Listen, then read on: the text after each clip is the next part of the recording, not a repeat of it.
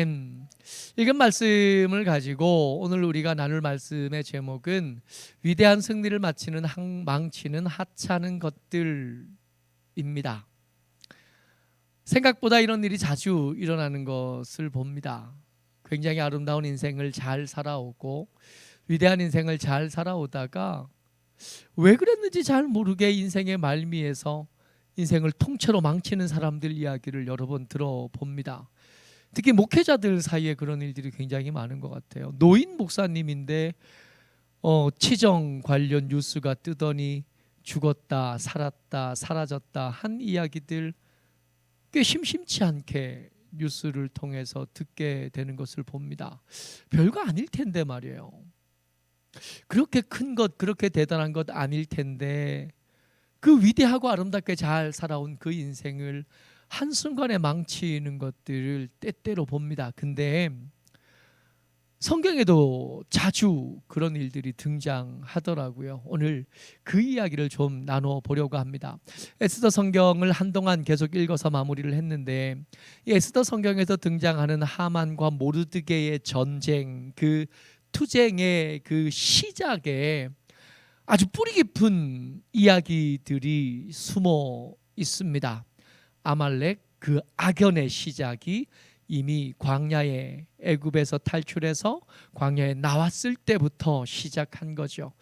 출애굽기 17장 14절부터 16절까지 같이 한번 읽어봅니다. 앞에 써놨습니다. 시작. 여호와께서 모세에게 이르시되 이것을 책에 기록하여 기념하게 하고 여호수아의 귀에 외워 들리라. 내가 아말렉을 없이 하여 천하에서 기억도 못하게 하리라.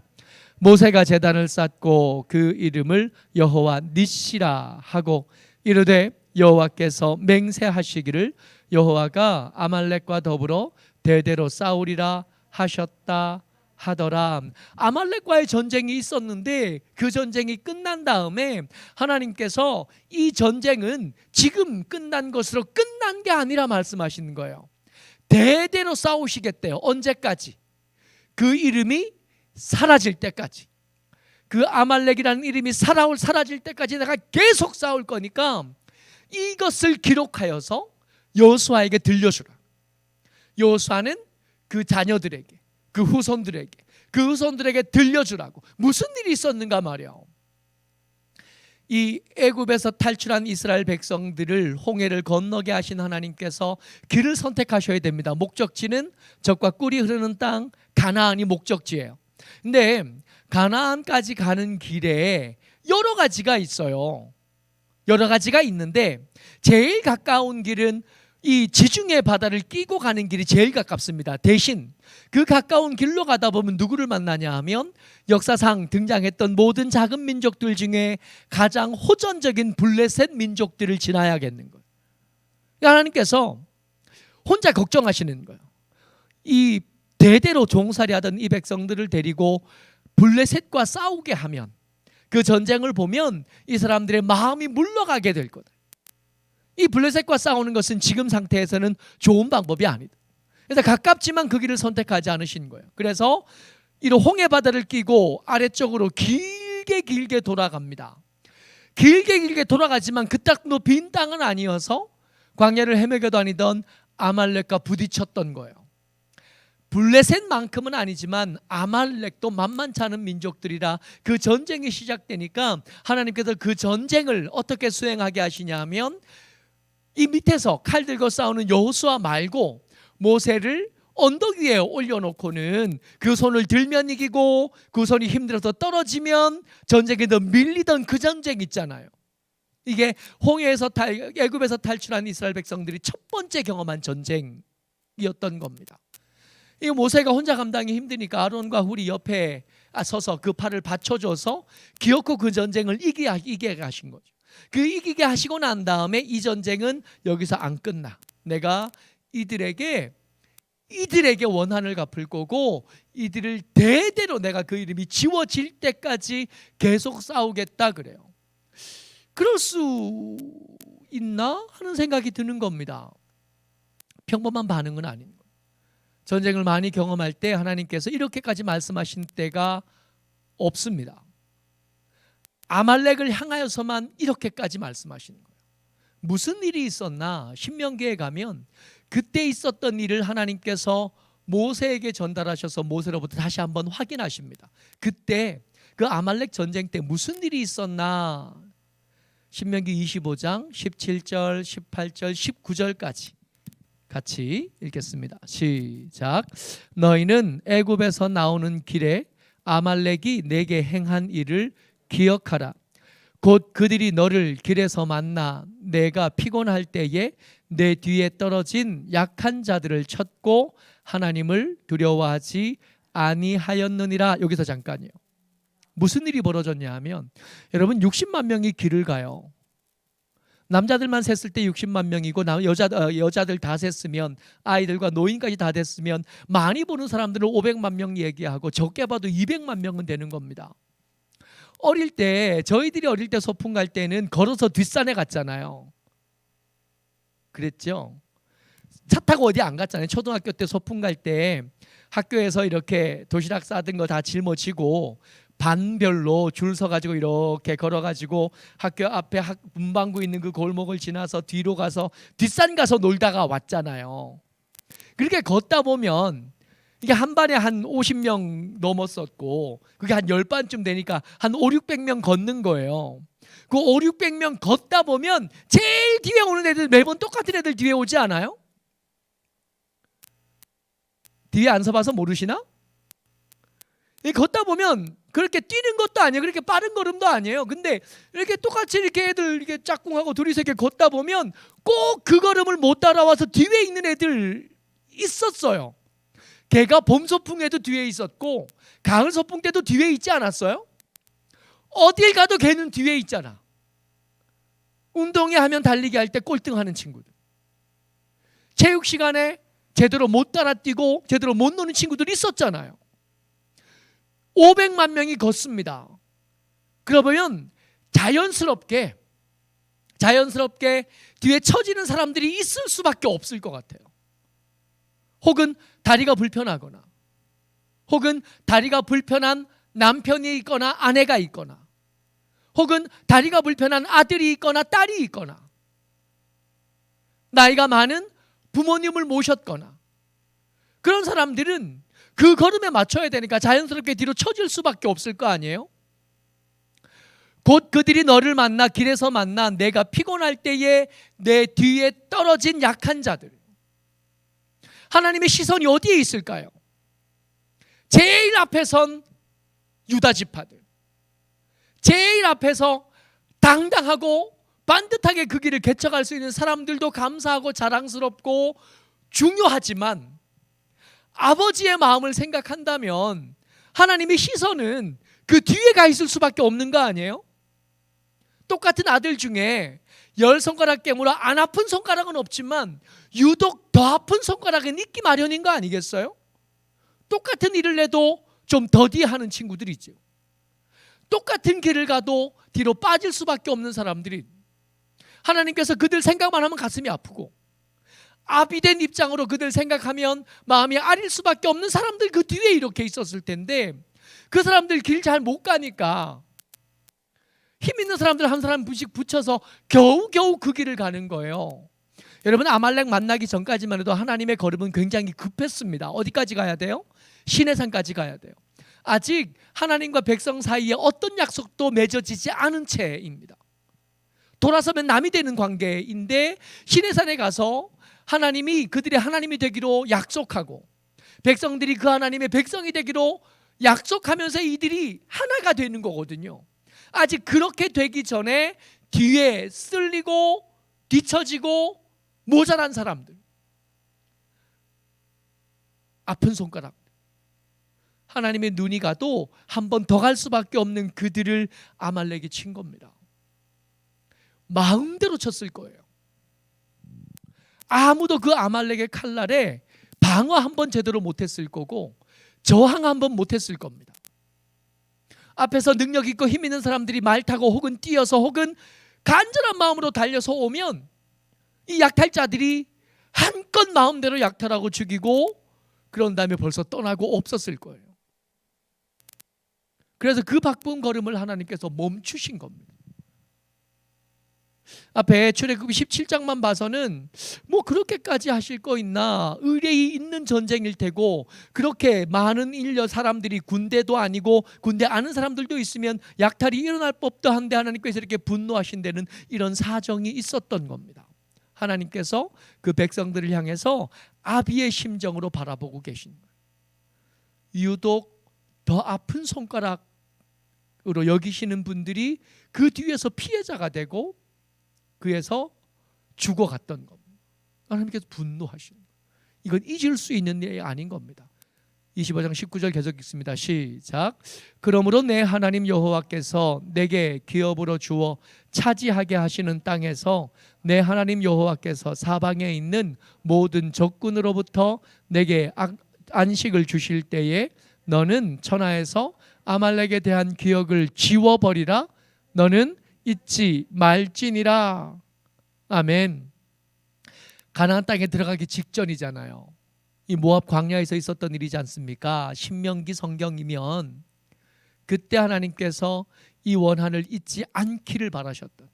이거 그냥 넘어갈 일 아닌 거예요. 이건 반드시 해결해야 될 일인 겁니다. 그러다가 사사기 시대를 거쳐잖아요. 이렇게 사사기 시대를 거치고 난 다음에 드디어 왕이 생긴 겁니다. 왕이 하는 일 뭐죠? 백성들의 싸움을 대신 싸우는 사람. 하나님 대신해서 백성들을 위해서 싸우고 백성들을 지키고 보호해야 될 사람. 하나님이 품으셨던 그 마음에 공감하고 그 마음을 따라 하나님의 백성들 앞에 서는 사람. 이게 왕이잖아요. 왕이 생긴 거죠. 그러니까 하나님께서 이 아말렉과의 악연을 이 사울 때에서 끊고 싶으셨어요.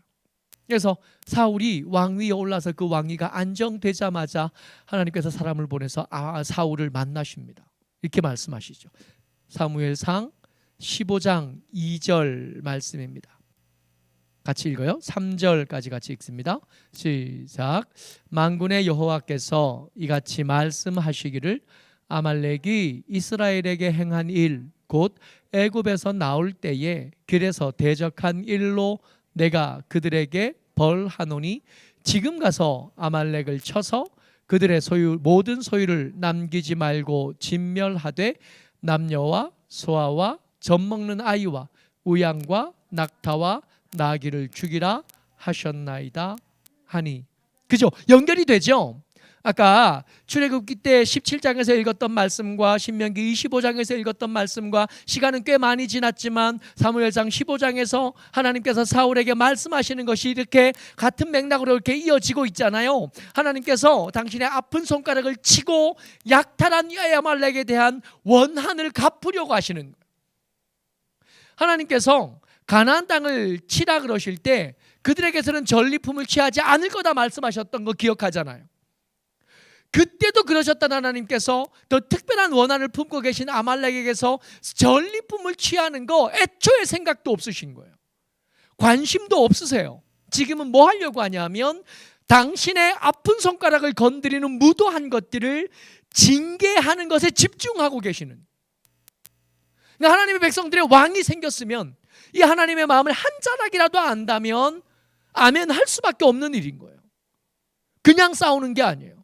영토를 얻겠다는 것도 아니고 외교적인 유리한 위치를 차지하겠다는 것도 아니고 어떤 다른 이유도 있지 않아요. 이 전쟁의 시작은 오직 하나님의 분노하심을 풀기 위한 겁니다. 당신의 아픈 손가락을 건드린 아말렉을 향한 원한을 풀려고 이 전쟁을 시작하신 거예요. 근데 우리 이 전쟁의 끝을 우리가 압니다. 이 사울이 군대를 데리고 가서 이겨요. 이기는데 이기고 보니까 이 아말렉이 데리고 있는 양과 소와 그 짐승들이 얼마나 예쁘고 잘생겼는지, 얼마나 살찌고 얼마나 풍성해 보이는지. 아우, 이것만 있으면 나라의 부유함이, 내 부유함이 몇 배나 더 클 것 같은 거예요. 이렇게 완벽한 승리를 거둔 게 사울은 기억도 없어요. 사울이 이제까지 경험했던 모든 전쟁 중에 가장 완벽한 승리를 거두었던 전쟁이 아말렉 전쟁입니다. 이게 위대한 일을 이루었는데 소득이 하나도 없다는 걸 용납하지 못하겠는 거예요. 내가 나라의 살림을 맡은 사람인데 이 전쟁을 통해서 이득을 만들어서 그 이득을 가지고 나라를 부유하게, 속마음은 내 창고, 내 소유를 더 부유하게 만들어야 되는데 하에 눈이 팔려버린 거예요. 위대한 승리를 이루었습니다. 근데 뭐에 눈이 팔려요? 살찐 양 보고 눈이 팔리는, 살찐 소를 보고 눈이 팔리는. 그리고 그래서 핑계도 만들어뒀습니다. 하나님께 예배 드릴 때, 제사할 때 좋은 것 드려야 되는데 이거 얼마나 좋아. 이거 드리겠다고 하면 사무엘 선지자도 괜찮다 그럴 거고 하나님도 괜찮다고 할 걸 하는 생각이 드는 겁니다. 하나님의 마음에는 일도 관심이 없는 하찮은 것으로 위대한 승리를 망쳐버린 사람이 되어버린 거예요. 하나님께서 사무엘 선지자를 불러서 두 분만 이야기를 나누십니다. 사무엘상 15장 11절 12절까지 같이 읽습니다. 시작.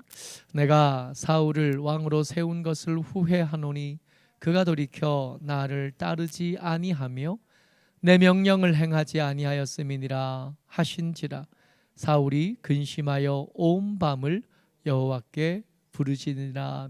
사무엘은 이 사울이 아까운 거예요. 사울을 왕으로 세울 때 제일 극심하게 반대했던 사람이 사무엘이잖아요.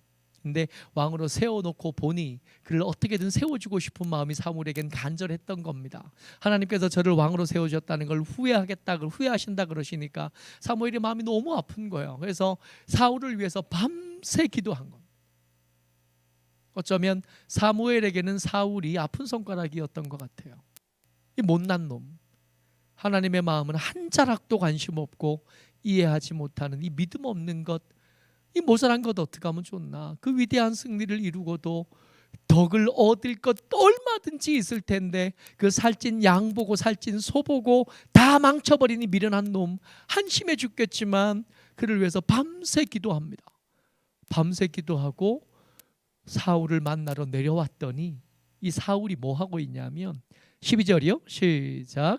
사무엘이 사울을 만나려고 아침에 일찍이 일어났더니 어떤 사람이 사무엘에게 말하여 이르되 사울이 갈멜에 이르러 자기를 위하여 기념비를 세우고 발길을 돌려 길갈로 내려갔다 하는지라. 사울은 진짜 몰라요. 지금 자기가 저지른 일이 뭔지 모르고 자기가 왜 하나님에게서 지탄받아야 되고 잘못했다가 이거 몰라요. 하나님의 마음에 대해서 알지 못하고 그 광야에서 있었던 일도 모르고 하나님께서 신명기에서 말씀하셨던 것에 대해서 하나도 모릅니다. 그저 그냥 자기가 이룬 위대한 승리가 대단하게 여겨지는 거예요. 그러니까 하나님과 사무엘은 이것 때문에 가슴 아프고 후회하고 계시고 밤새 기도하고 오는데 기도가 내려와서 보니까 사울이 자기가 승리한 기록들을 계속해서 기념비 세우고 가는 거예요. 하나님하고는 교차점이 1도 없는 사람인 거예요. 여러분, 세상에서 아무리 많은 것을 이룬들 무슨 소용이 있겠어요? 우리가 우리 인생 다 산다면 하나님 앞에 가야 되는데, 하나님, 내가 세상에도 돈도 많이 벌고요, 이 명예도 많이 얻고요, 높이 올라갔었고요, 이런 일도 했고 저런 일도 했고요, 가서 보니 하나님하고 하나도 상관이 없어. 사울이 꼭 그런 사람인 거예요.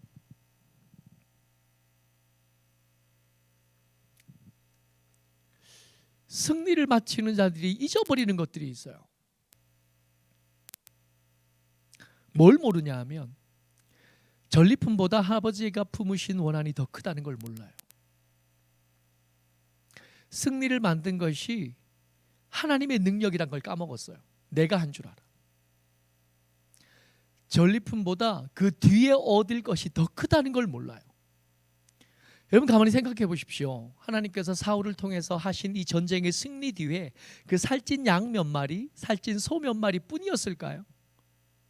그 뒤에 그렇게 소원했던 자기 아들에게 왕위를 물려주는 일, 자연스럽게 되어질 일 아니었을까요? 계속 왕위를 유지한다면 살찐 소 몇 마리가 문제겠어요? 살찐 양 몇 마리가 문제겠어요?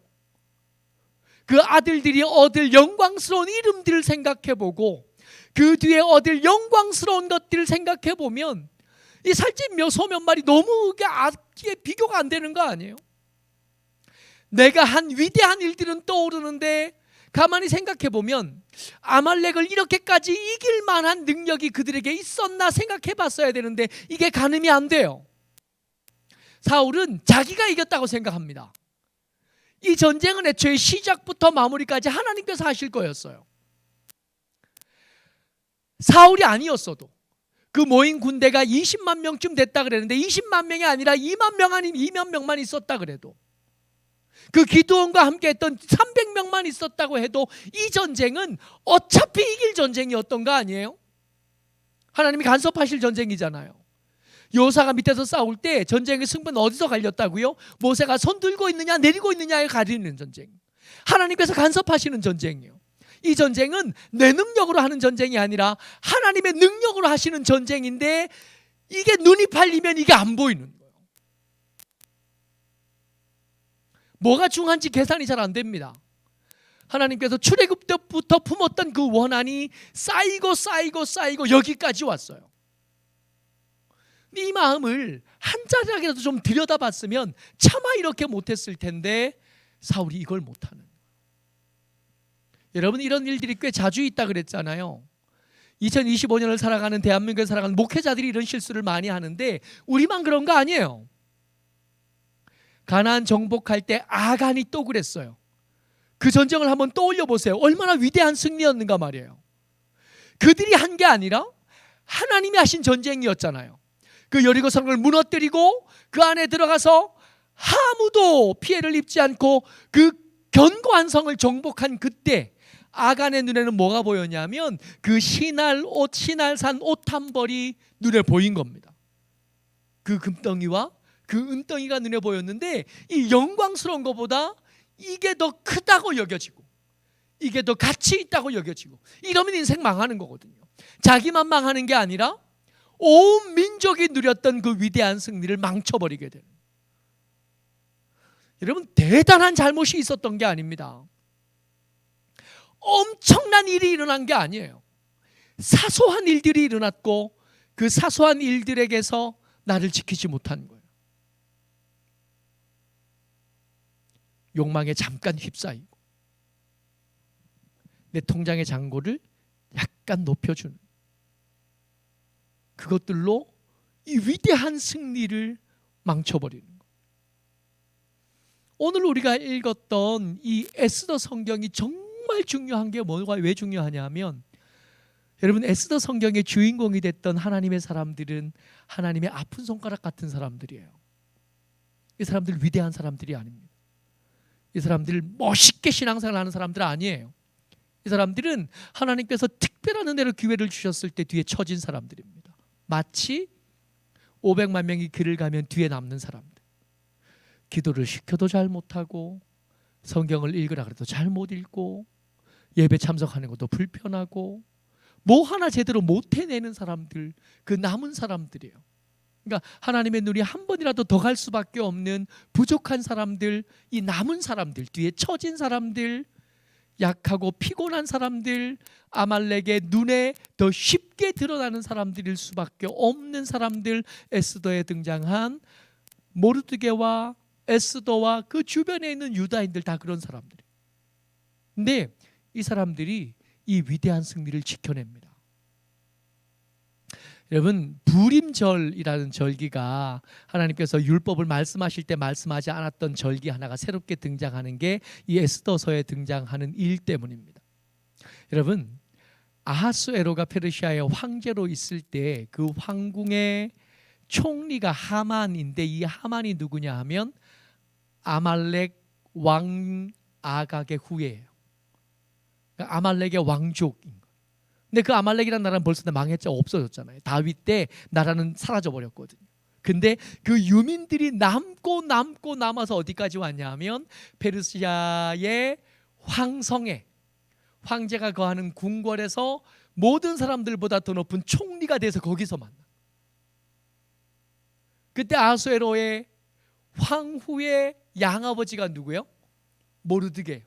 모르드게는 사울 왕의 후손입니다. 사울 왕의 후손과 아각 왕의 후손이 페르시아 황성에서 만난 거예요.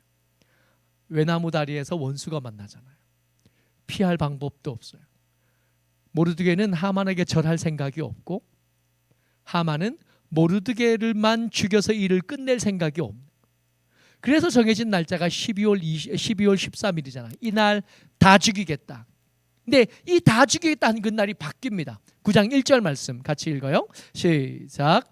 아달월 곧 12째 달 13일은 왕의 어명을 시행하게 된 날이라 유다인의 대적들이 그들을 제거하기를 바랐더니 유다인이 도리어 자기들이 미워하는 자들을 제거하게 된 그 날에, 원래는 유다인들이 다 죽기로 된 날이었는데 하나님께서 그 사이에 보이지 않는 손으로 간섭하신 겁니다. 아수에로 왕의 눈을 바꿔버리시고 에스더의 미모를 바꿔버리시고 역사를 뒤집어 버리신 거예요. 미미 변경될 수 없는 조서 위에다가 조서 한 장을 더 얹으셨는데 그 새롭게 얹은 조서의 내용에 뭐가 있냐면 유다인들은 자기를 방어할 수 있다. 모여서 준비하였다가 공격하는 사람들을 다시 공격하고 그들의 재산을 탈취할 수 있는 권리를 12월 13일 날 얻어낸 겁니다. 그러니까 유다인들은 분주하죠. 공격당할 수 있으니까 그들이 모여야 했고, 모여 있다가 공격하는 사람들은 반격해서 그들을 죽이고 그들의 재산까지도 빼앗을 수 있는 권리를 얻은 거예요. 근데 정작 12월 13일이 되니까 이 재산을 빼앗을 수 있는 그 권리를 이 백성들이 행사하지 않아요. 이상한 일들이 벌어집니다. 9장 10절 오늘 우리가 읽었던 말씀이에요. 시작. 곧 함무다다의 손자요 유다인의 대적 하만의 10아들을 죽였으나 그들의 재산에는 손을 대지 아니하였더라. 여러분 가만히 생각해보면 이게 가능해요? 여러분 사람이 사람을 죽이는 일은 결코 맨정신은 안 되는 거 아니에요? 그 극도로 흥분한 상태예요. 이성을 유지하는 게 아니라 극도의 흥분이 이성을 마비시키는 상태가 된 겁니다. 피가 낭자했을 거 아니에요. 근데 그렇게 흥분이 다 잠식된 것 같을 그때에 이들이 그 사람들을 다 죽인 다음에 그 원수 하만의 10아들을 죽인 다음에 그냥 집에 간 거예요. 그들의 재산에 손대지 않았다고요. 여러분 하만이 얼마나 부자냐면 유다인을 죽이기 위해서 왕에게 뇌물로 준 돈이 은 1만 달란트입니다. 은 1만 달란트면 제국 페르시아 제국 1년 조세 수입의 3분의 2만큼 되는 돈이에요. 상상도 할 수 없을 만큼 거금입니다. 그 돈을 낸 사람이 하만이고 하만의 집을 지금 있는 사람 다 죽인 거예요. 그러면 그 집에 있는 남은 재산들은 사울이 경험했던 그 살찐 소가 많을까요? 하만 집에 있는 남은 재산이 많을까요? 사울이 경험했던 그 아각의 후손들이, 아각의 민족들이 아말렉이 가지고 있었던 그 살찐 소, 살찐 양, 살찐 염소, 그 살찐 것들이 아무리 많다 그래봐야 그 변방에 작은 민족이 가지고 있던 재산이 아무리 많다 그래봐야 이 제국의 총리 집에 있는 재산보다 많을 리는 없어요. 하나님의 아픈 손가락이었던 이 사람들, 믿음 없고 돌아가서 성전 지어라 할 때 아니요 우린 여기가 좋습니다 하던 그 모자란 사람들이 그 재산 다 두고 집에 간 거예요. 여러분 이게 가능하다고요? 에스더 성경은 이 일을 주목합니다. 그리고 이 일을 3번이나 써요. 9장 15절이요. 시작. 아달월 14일에도 수산에 있는 유다인이 모여 또 300명을 수산에서 도륙하되 그들의 재산에는 손을 대지 아니하였고, 16절에 또 나옵니다. 왕의 각 지방에 있는 다른 유다인들이 모여 스스로 생명을 보호하여 대적들에게서 벗어나며 자기들을 미워하는 자 7만 5천 명을 도륙하되 그들의 재산에는 손을 대지 아니하였더라. 여러분 왜 안 했을까요? 이유를 다른 데서 찾을 수가 없습니다. 이미 조서에는 재산도 탈취하라고 써 있었거든요. 근데 이 사람들이 그냥 거절한 거예요. 그들이 의지를 동원해서 이걸 거절한 겁니다. 이유를 찾을 수밖에 없어요. 어디서 찾아야 되냐면 그들의 조상 사울이 실패한 것에서 이 이유를 찾아야 돼요. 다른 이유는 없어요.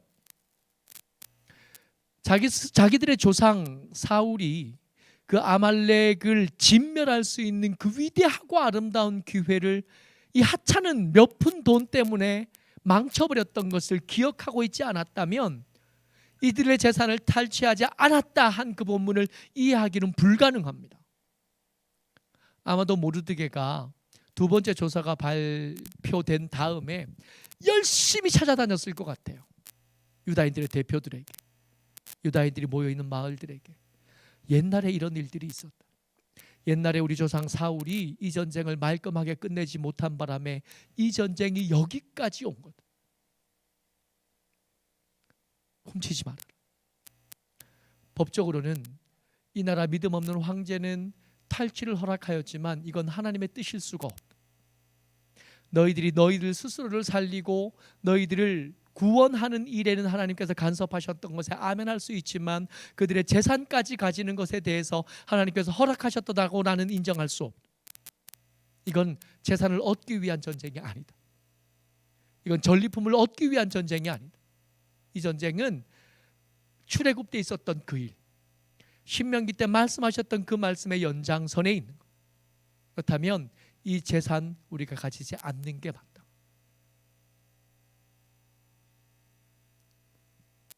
위대한 승리를 지켜낸 거예요. 이들은 단지 돈을 얻지 못했다가 아니라 하나님께서 이루어 주신 위대한 승리를 지켜낸 겁니다. 그래서 그 후로 이 에스더가 왕후로 있는 동안에 다니엘에 이어서 이 남은 백성들을 하나님께서 지켜내실 수 있었다. 한때는 아픈 손가락이었는데 지금은 위대한 승리를 지켜낸 영웅들이 된 거예요. 여러분, 우리가 가만히 보면 언제 넘어지냐 하면 정말 큰 문제로 넘어지는 거 아닌 것 같아요. 그때는 오히려 우리가 의연하게 서 있는데 사소한 것들에게 넘어지는 거예요. 정욕에 넘어지거나, 큰 돈도 아니에요, 몇 푼 돈에 넘어가고, 큰 일도 아니에요, 별 일도 아닌데 버럭 화내다가 다 쏟아버리고. 우리 자주 그러지 않아요? 위대한 일을 잘하는 사람이 필요한 게 아닙니다. 위대한 일이 아니라 별거 아니지만 사소한 것들에서 내 경건을 지켜내고 사소한 것들에게서 내 삶을 지켜내면 이 위대한 승리가 승리로 계속 우리 주변에 남아있게 되는 거예요. 우리가 잊어버린 거 있어요. 우리가 큰 일을 치르면서 위대한 일을 하면서 잊어버리는 거 있는데 이 승리에 도취되다가 이 일을 왜 시작했는지 까먹는 경우가 있는 것 같아요. 하나님, 우리가 아픈 손가락들을 향한 하나님의 마음을 잊어버리지 않게 도와주십시오. 우리가 왜 일을 하냐 하면 우리 편하자고 하는 것 아니라 약한 사람들, 모자란 사람들, 그들을 섬기고 싶고 그들을 세워내고 싶어서 시작한 일들이 굉장히 많습니다. 근데 그 일들을 하다가 보면 까먹는 거예요. 그것들을 잊어버리고 아이 너무 힘든데, 좀 버거운데, 귀찮은데, 이것들만 남는 경우들이 많습니다. 우리가 저렇게 하찮은 것들 때문에 위대한 승리를 망치지 않으려면 우리가 기억해야 돼요. 하나님의 시선이 어디가 있는가. 하나님이 한 번 더 바라보고 한 번 더 관심을 가질 분들이 누군가.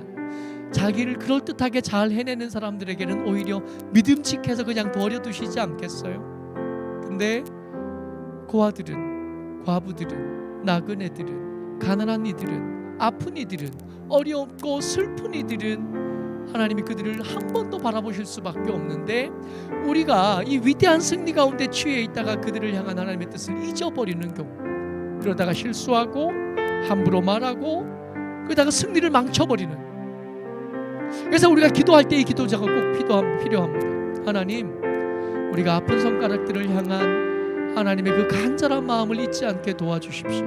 내일이 분주하고 내일이 바빠지면서 하나님의 마음을 잊어버리고 내 불편한 것, 내 아픈 것만 떠올리다가 위대한 인생들을 망치고 위대한 승리들을 만지는 것을 봅니다. 하나님, 아픈 손가락들을 향한 주의 마음을 우리가 알게 하시고 그 마음을 잊지 않도록 우리를 도와달라고 우리 주여 하고 같이 기도합니다.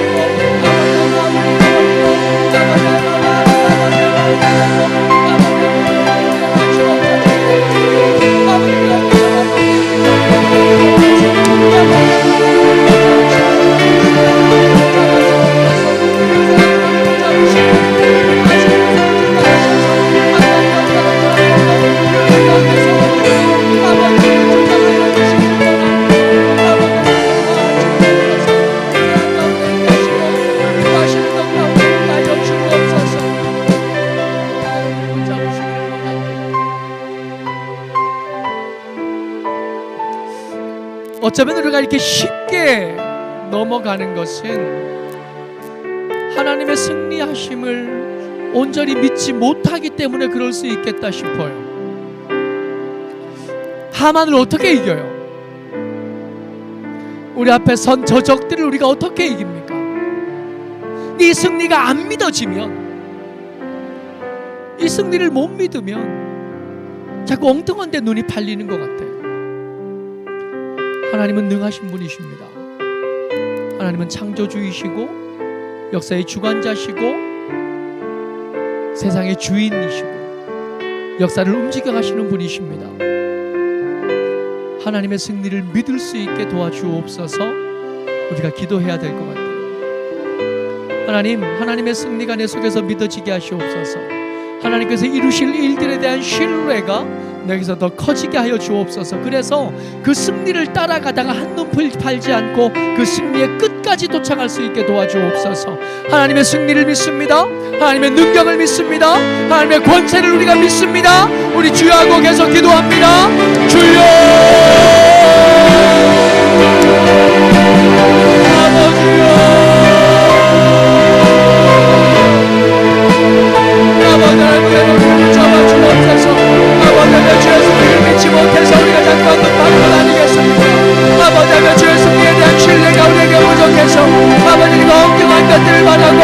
엉뚱한 것들을 기대하며 아버지 엉뚱한 것에 눈 팔다가 아버지는 그 승리를 망치고 마땅히 이스라엘 장자를 잃어버리고 마땅히 감당해야 될 일들을 아버지 내게 주는 것 아니었습니까?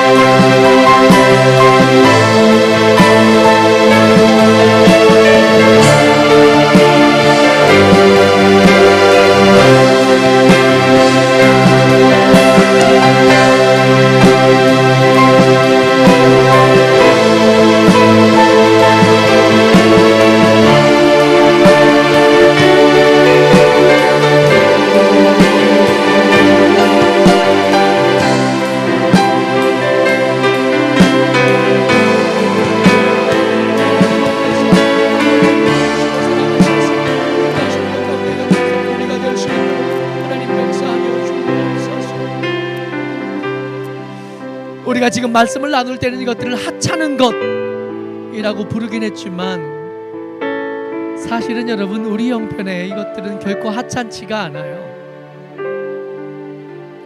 살찐 소 한 마리, 살찐 양 한 마리 우리에게는 결코 작지 않습니다. 아간이 숨겼던 그 신할산 옷 한 벌, 그 금덩이와 은떡이 우리에게 작지 않아요. 그러니까 우리 눈이 팔릴 만한 거야. 하나님 우리를 붙잡아 주시지 않으면 우리 얼마든지 아간 같은 사람 될 겁니다. 하나님께서 우리 눈을 가려 주시지 않으면 우리도 얼마든지 사울같이 미련한 사람 되고 하나님께서 이루신 그 위대한 승리를 없는 바보 같은 사람 얼마든지 될 수 있는 사람들이거든요. 그러니까 내가 나를 지키는 게 아니라 하나님이 날 지켜주시는 은혜가 필요합니다. 하나님, 이 하찮다고 말하지만 내게는 결코 하찮지 않은 이것들, 이 전리품에 내가 눈멀지 않게 도와주옵소서. 하나님, 내가 가난하지 않게 도와주십시오. 내가 가난해서 그것들이 너무 크게 보여서 믿음 팔고 이 크고 아름다운 것들을 팔아먹는 그 모렴치한 사람 되지 않게 하시옵소서. 나를 부유하게 만들어주시고 나를 넉넉하게 채워주셔서 그 하찮은 것들이라고 말할 수 있도록, 그 하찮은 것들에 눈 팔지 않도록 우리를 붙잡아 달라고 계속하여 기도합니다. 주여,